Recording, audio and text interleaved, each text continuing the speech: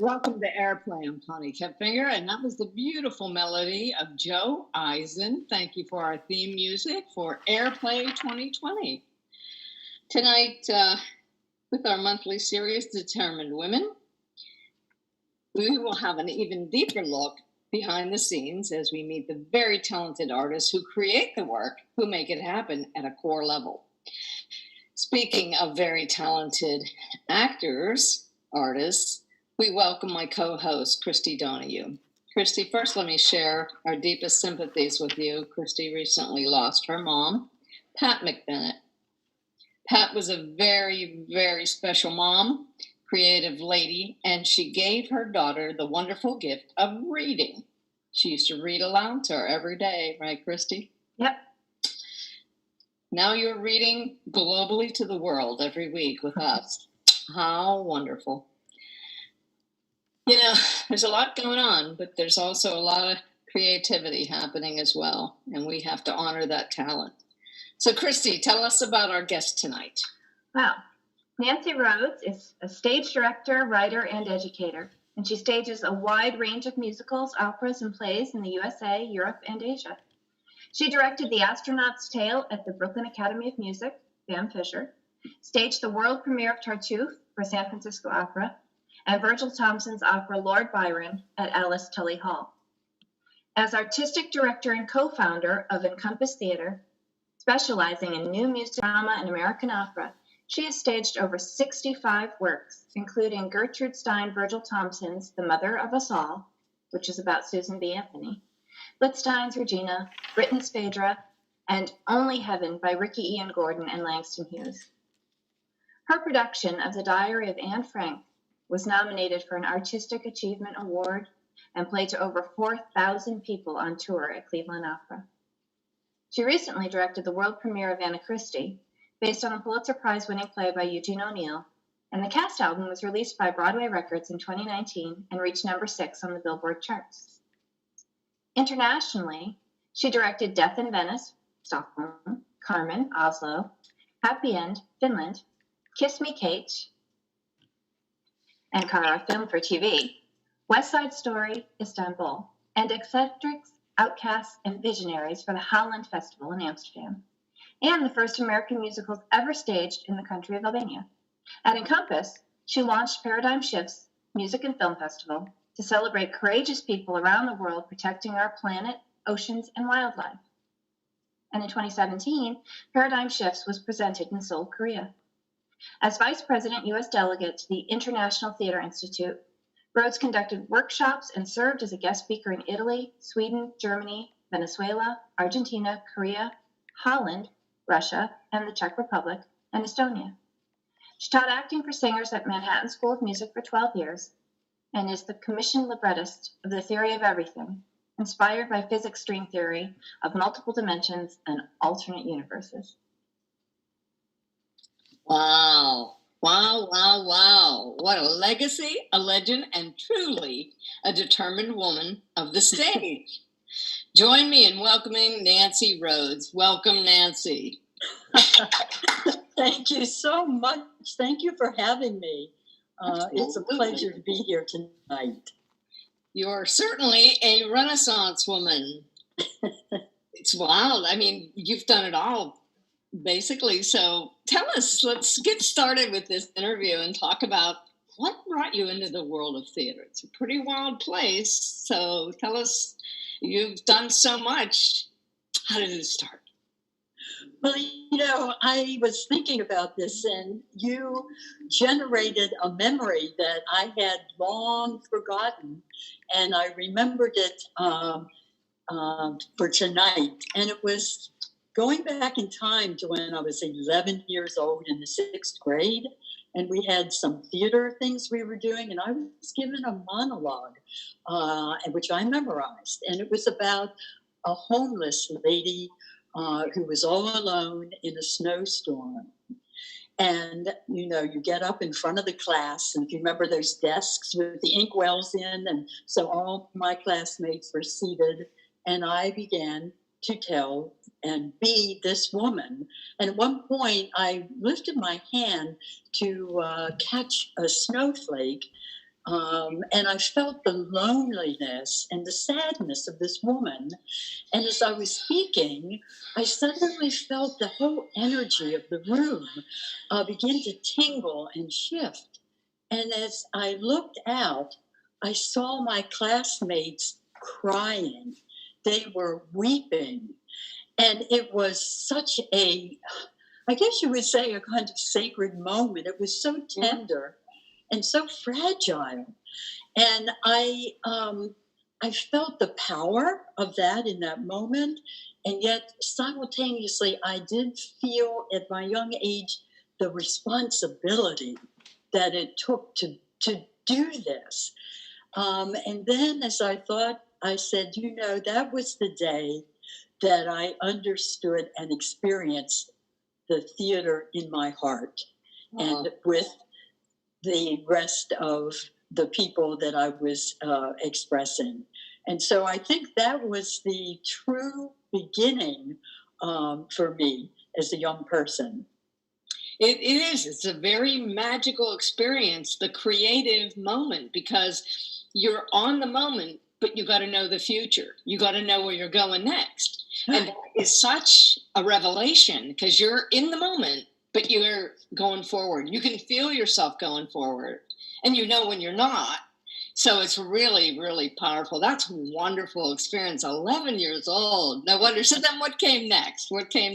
Well, I was one of those kids that I grew up in a musical community and family. My father played the trombone and the piano, and my aunt was an organist and pianist. And I started playing music on the piano when I was 5, and sang in little groups. So music was a big part of my life. And another part of my life was growing up in a rural community in Pennsylvania, where I spent Chambersburg, near Gettysburg. Okay. And so I grew up, I had, on my mother's side, Mennonite farmers, and they were very close to the land, and I've always been sustained and nourished by nature. So it's taught me so much. So then when I was about 14, I got involved with the community theater, and I got cast to play Kim McAfee in Bye Bye Birdie, if you can imagine. And then after that, there was a summer theater called Totem Pole Playhouse, which still exists. It's one of the oldest summer theaters in the country. And Jean Stapleton from All in the Family. Oh, yeah. Yes, well, she and her husband founded this theater. So I became a local jobber. You worked with her? Yes, Oh, when I was 16. I love her. She's amazing. Yeah. People say, I've never met, but they say that she was like a phenomenal lady of the stage, like live. I remember I was, before I got a local jobber, I was an usher. I think I saw Oklahoma 14 times as an usher. So you kind of learn very quickly about the theater if you're watching it every night. So that was really shaped my roots. And then, like everybody or many people, I went on to college in Ohio University. And then I came to New York City to really begin my career, which, a few stops along the way. But then I started up with a directing program at NYU. And during that time, I got my first theater job at the Roundabout Theater. Oh, wow. First job. Well, yes. And I was paid $50 a week. That's and wow. I thought that I had hit the jackpot. I mean, I thought that was the...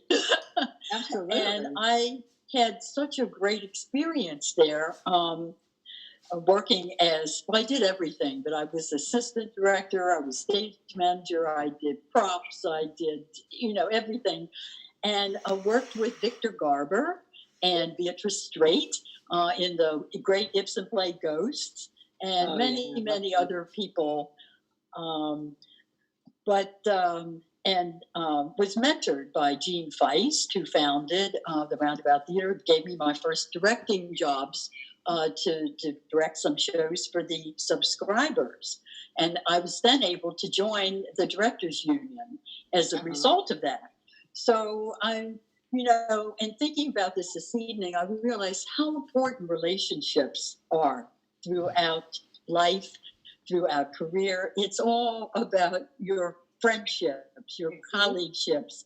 But the next big turning point came when I got a little postcard that said this company was advertising for a director for a play by Gertrude Stein called The Mother of Us All.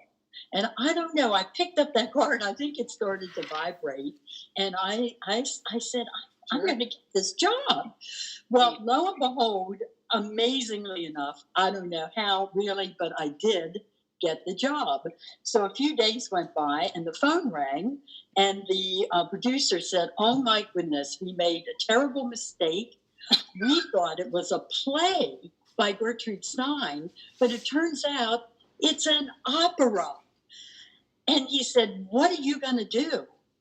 And I was like, that moment where I really need this job. I really need this job. Yeah, definitely. So I said, I don't know where this came from. I said to him, I'll make an adaptation. And he said, okay, good. And I said, I will need a music director. And he said, okay, good. So I was happy about this. And the next day I went to the Roundabout and I told my friend who was the music director at the Roundabout the whole story. And he said, Nancy, are you crazy? You can't make an adaptation of a classic masterpiece by Gertrude Stein and Virgil Thompson. And he said, you have to go talk to Virgil Thompson. And I was like, oh my gosh. He said, well, he lives in the Chelsea Hotel. And the Roundabout at that time was on 26th Street and 8th Avenue. So I very nervously picked up the phone and called Mr. Thompson, and I'll never forget his voice. He sort of screamed through the phone, and he said, come on over. So I went over, and I was sort of in my bohemian days, so I had a Chinese jacket and platform shoes and a long skirt, and I appeared and knocked on his door, and he swung it open, and the two of us broke into laughter. Just cracked up. Anyway, he ushered me in. I sat down. I got right to it. I said, Mr. Thompson, I need to make an adaptation because we only have actors. It's an opera. Anyway, I told him my ideas, and here is the defining moment. He said, yes. And then I said something else, and he said, yes. And he said, good ideas. Yes. And then he got up, he went over to the piano, he began to play and sing. And by this time I knew the score, so I started singing with him, and we were off to the races. Uh-huh. And then he said, would you like a glass of sherry? And I said, yes, I would. Cool. So that began a 12-year, 14-year period of a long friendship, mentorship by Virgil Thompson. We went on to do the production. It was a great success. And it got a terrific review in the New York Times and designated as one of the best productions of 1976. Anyway, it launched Encompass New Opera Theater. At that time, we called it Encompass Music Theater because we do both. Right. So it launched our company, which still exists from to this day. And so Virgil was a huge backbone, and Gertrude Stein. And I might just say, Virgil Thompson worked with John Houseman, Orson Welles. He was in Gertrude Stein and Salon in Paris. He knew all of the famous artists, Alice B. Toklas. He wrote 2 operas, 3 actually, with Gertrude.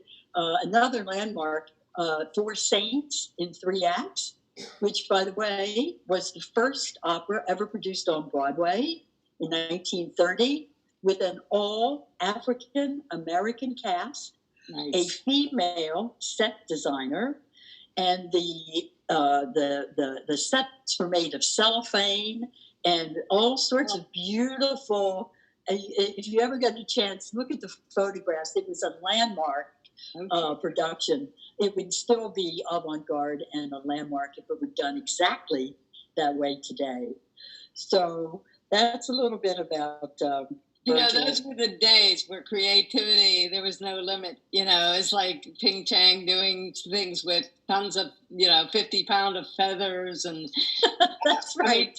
And I worked with, I had a play done a couple of years ago with Tisa Chang, and I thought to myself, wow, it's a legacy, of the Pan Asian Repertory Theater, and just, your roots are like right there. I had the pleasure of working with 2 men that were in Albie's original playwrights unit. So it was really exciting and when you feel those roots, you're in awe with those people, but then you feel yourself growing and somehow you come of age. So Encompass Theater was born, and for the audience's sake, what's the difference between musical theater and opera? Tell our listeners. Well, I really use the term music theater or music drama. Okay. So since we have focused on the one thing that Encompass has done that's different from regular opera companies, we have focused on 20th and 21st century American multicultural artists, singers, composers. So all of our works, with maybe one exception, are in English, by American writers on American themes, with American artists. Oh, cool. Yeah. So, for example, our second production was The Tenderland by Aaron Copland. He came to our theater. We worked with him. Our second big hit, I should say, was Regina by Mark Blitzstein, who wrote the translation of Three Penny Opera and Newport Bile. Yes. And Regina is based on Lillian Hellman's The Little Foxes. Oh, wow. Another great play. One, I would love to direct that again because it has a powerful theme for today of the environment and greed taking over as through this one family. So we had during those years a workshop called First Stage First, and we did new works by living composers, and they would come to the workshop once a week, and then at the end of the season we would put their pieces up on. We were working in a theater. So it started in New York City, is that correct? Yes. And yes. Whereabouts? Well, our first production was in West Beth. Okay. Right through the show. And then the big Mother of Us All we did at the Church of the Good Shepherd on 65th Street, right behind Juilliard. Okay. And then a man came to see that, and he came backstage. He said, "Do you people need a theater?" And we said, "Well, yes, we do." He said, he said, "I happen to have a space on 48th Street between 7th and 8th. He said, "Would you like to see it?" And we said, "Yes." And so we were there for 7 years. We were up above a peep show. Oh, man. And underneath the karate studio. Oh, geez. And there we made beautiful music and theater. Beverly Sills came, Tony, all sorts of people came. Those kind of stories that they just really amaze you how things are given to you. Like you said, that job of directing just came right to you, and then the building, that old saying, if you build it It will come. If the universe, if you're walking the right path, I believe things will come to you. You'll meet the right people. It's how I met you, through the league. All of a sudden we're talking, we're in a meeting, and there you are running for office. And she's running for office for the League of Professional Women's Theater. I mean, you just don't stop. It's great. It's fantastic. But let's talk a little bit about your international work. How did that start? Because that's exciting I mean, you were obviously global before it was now, I mean, doing things all over the place. Well, at that time, I had not ever been outside of the country, but here again, Virgil Thompson did me a good deed. So he was asked who could put together a program of American opera for the Holland Festival in Amsterdam. Wow. And he said, Nancy Rhodes and Encompass Music Theater. And so he opened this door that, I give thanks every day, Connie, honestly, because it was such a gift. And I go back to that simple word that he said, yes. Yeah. How important. And you said the vibration, that's important too. Like when we connect with somebody and we know somebody, I mean, I've had mentors come into my life at just the right time, and so he asked you to go to the Holland Festival. And yes, so I put together with a team of singers from here and dancers and orchestra from Holland and a principal singer from Holland. And I titled the program Eccentrics, Outcasts, and Visionaries, a Century of American Opera. Because in fact, these writers were eccentric. Many of them were outcasts, and many of them worked and struggled to put their vision across. So sure. We had we had 16 or 17 fully staged scenes, including Scott Joplin's Treemonisha and many other works. And they played in a big theater in Amsterdam. And then we had the smaller production that toured 4 cities in the Netherlands. So we got to travel around. So that was your first overseas?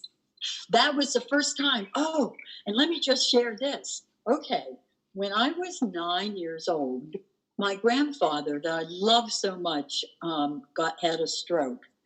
And I came home from school, and there he was lying on the sofa. And in that day and age, they didn't let little kids go to the hospital. So they took him off to the hospital.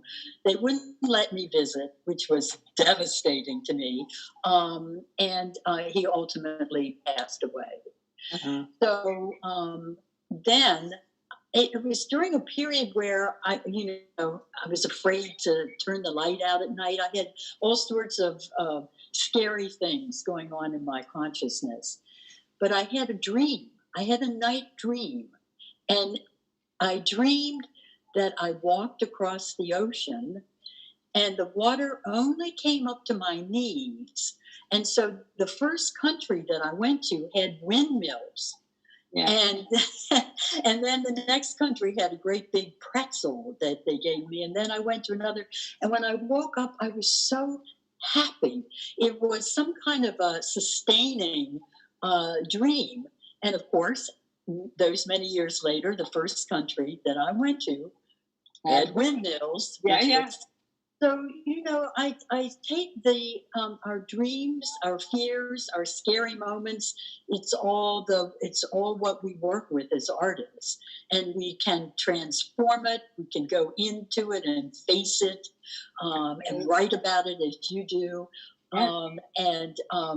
This is the stuff of our work, isn't it? It is. It's funny because I have a play called Coffee House Magic where the fellow's in a coffee shop. He's actually a physicist and he's a playwright, and his actual dream weaver comes to see him from his dream and talks to him about what are dreams? Dreams are aspirations, and they're the aspirations of life. So I know exactly what you're talking about with that. So, Oh, that sounds wonderful. We'll have to talk about that. We'll talk about that. We'll talk about that.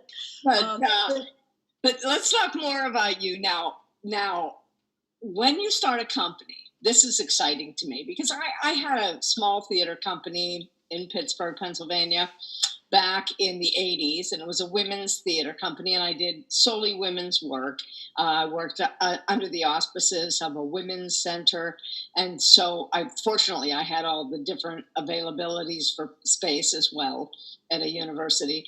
But when you start a company like this, and this is, to me, this, I've not talked to anybody, I've talked to a lot of different people that have started companies, but you have a vision. How do you describe, how do you feel? I mean, I know as a writer what my whole thing started. Tell the audience how your vision started and how you started forming it. Like, how does it form? And I'm sure, just share with us some of that. Well, I think that's a really, really good question.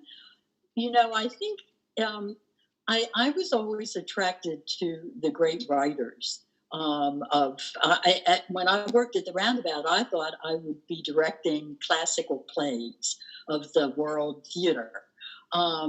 So I'm always interested in pieces that examine what it is to be human. Why are we here? What are we doing? What's the relationship? Who has the power?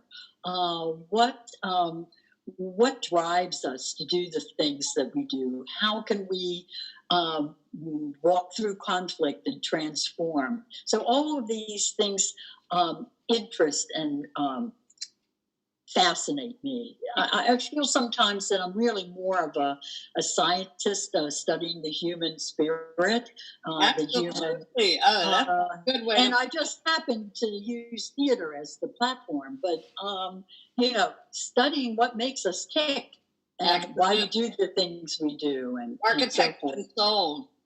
Architect. Oh, that's beautiful. Oh, I like that. Yes. You had mentioned the play. You had mentioned the play Ghosts. And yes. I'll never forget, I saw that many, many years ago at ART, directed by Robert Brustein. And at the very end, they use a whiteout instead of a blackout because of the sun that was coming on, the sun who was getting blinded by syphilis. And so, that's what I love about theater, the fact that we can put all these things together and connect the dots and connect the lines, and then all of a sudden something magical happens, and that's when it's transcendent. So you're absolutely, that's so cool, but so well, the other thing I might add is that I've always been interested in what is unseen. So I'll give you another story. When I was growing up, there was outside my bedroom window, there was a young man. He was probably a teenager, and back then, if you had certain disabilities, they didn't take you outside. He was hidden away, and his name was Sonny. And I wanted to talk to him. I wanted to be with him, and his mother would never allow it. But I would hear him singing out the window, and he would sing, "Jesus loves me, this I know." And I would only see his shadow, and I would hear this voice, and it's so haunting. To this day, I can't let go of this thought. So the unseen, or the voiceless, or those who are hidden in the shadows, this interests me as a theater person, as a director, as a writer. I want to know. I want to explore these parts of ourselves that we keep in the shadows.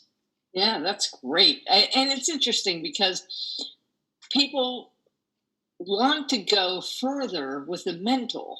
And it doesn't, it is the unseen, you can see with your heart, and that's the exciting thing. And I wrote this, I was asked to do a little piece with Theater in Exile, and I wrote a monologue and did a collaboration. I always work with music, and I worked with my friend James, and we put together this little piece. And they're doing this thing called Climbing the Wall. So it's just the experience of now. And during writing just a small monologue, I came to the revelation that wearing a mask, we can't share smiles. And I thought to myself, wow, and it's such a wild thing, it's like we took that for granted for years, like that we can touch and that we can, and I don't know. I wrote a play in '96 about not being able to touch anymore, that the germicidal levels would be too high. Where does that come from? That's unseen. It just comes to you, So, well, you mentioned also that you had worked with women's theater, yes. And I wanted to mention that the first job I had, even before the Roundabout, was with the Westbeth Playwrights Feminist Collective. Oh, wow. And so they hired me, and we did a version of The Mother of Us All there before we did the big one. Cool. But, I wanted also to give, because there may be some people from the League of Professional Theater Women. I worked Martha Coignet, the great Martha Coignet of the International Theater Institute. She was my boss for 25 years because she made it possible. Of course, I had to get elected, but she made it possible for me to be the vice president of the music theater division of the International Theater Institute. Which I served for 25 years, and many of those years were during the last 10 years of the Cold War. So I went to Eastern Bloc countries, and then 2 years later to Western, and back and forth. So it was quite a very, very interesting time politically and socially to be in the Soviet Union and to be in Czechoslovakia before it became the Czech Republic, and some of the other Eastern countries, Estonia, for example. Mm-hmm. So, but Martha Coignet is one of the great champions, one of the great women heroines of the theater and the international global theater in the United States. So she is somebody I wanted to especially recognize and thank. Yeah, and it's interesting when you talk about meeting people and knowing people, and when these things come together, it's just like it's meant to be, and you feel it. So that is unseen. It's not matter. It's not a board. It's So tell me though, what of all the things that you've done? Now, how many countries have you been in? Like just off the top of your head, 20, 30, 40? Oh, well, not maybe 20 or so. Okay. So of all that traveling and all the things that you did in the village and in Westbeth, starting then, what is your fondest memory? Wow. So that's that's sort of like, which child do I, I thought you might ask that. I had really, certainly Virgil, who you've already heard about. I have to say, meeting and working with Estelle Parsons, because in 1982 we did a piece called Elizabeth and Essex, based on a play by Maxwell Anderson, although it was musicalized. And we called up Estelle and invited her to play Queen Elizabeth, and she said yes. Oh, and so I had the incredible fear and exhilaration of directing Estelle Parsons, one of the great actresses, I think, of our century. And so we become friends, and in January of 2020, we honored Estelle at our musical salute gala along with Maury Yeston, who wrote the composer who wrote Titanic. We honored the both of them, and we did musical selections from the shows that he wrote and the shows she was in. Did you know that Estelle was in the original production of Three Penny Opera in the United States with La Tellena? Oh my God! Right opposite La Tellena at the Theatre de Lille. Wow. And she did a number of operas and musicals, and certainly played Elizabeth in Essex. She was an extraordinary artist to work with, because it's so fiercely intelligent, unafraid, goes fully 100% into what she is called upon to do without fear. Goes 100%, 150%. And it was just, I learned just from being in the same room with her. Oh, sure. There are people that you just absorb it, you know. I remember one of my biggest moments in playwriting, I was hanging wallpaper with Eddie Evans, who was part of Albie's original playwrights group, and we just started talking about things, and he and Glenn Gress, his partner, they had a little costume shop as another side venue, and he was telling me how Barbara Streisand came into them and says, okay, I got an audition, I need 2 dresses, they gotta look like this, one's this, I have $19, so do something. You know, and that's how people get started, because when you have that drive, which puts me right into the next level. What kind of advice can you give people that are starting, not just young people, not just college students, everybody that is in a period of stasis, that is feeling like they need to go further? What advice could you give them? We talk about this emerging playwright, emerging artist, emerging actor, career, mid-career. You know, what does that mean to you?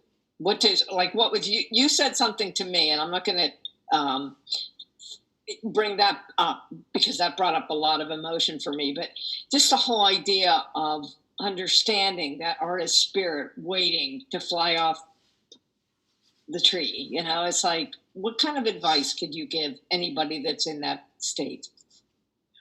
Well, I mean, if the truth be told, I feel like I'm in that state all the time.